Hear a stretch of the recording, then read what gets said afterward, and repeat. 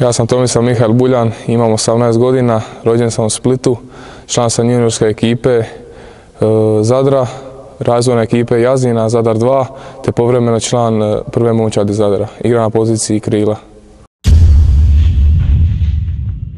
Pa košarkom sam se počeo baviti prvenstveno radi oca koji je bio košarkaš, te malih nogu vodio po dvoranama i tako bio sam u tom košarkaškom okruženju koje mi se na kraju svidjelo. Eto.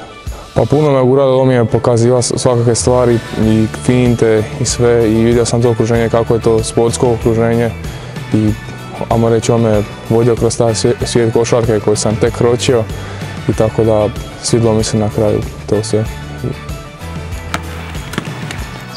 Pa nisam mislio da će doći ovako brzo do toga jer ja dok nisam došao u Zadar praktički košarka nisam mislio, to mi više bio hobi, igra samo, a ovdje je postalo ozbiljno.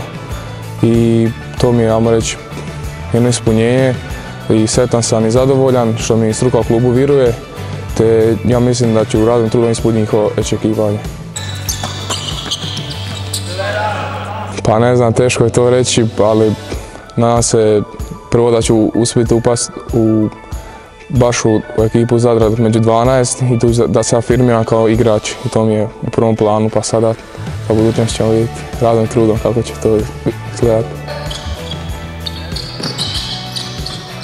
Pa uzor mi je LeBron James zbog njegove radne etike i zbog njegovog leadershipa na i van terena, te zato što je on dominantan u svakom segmentu igre.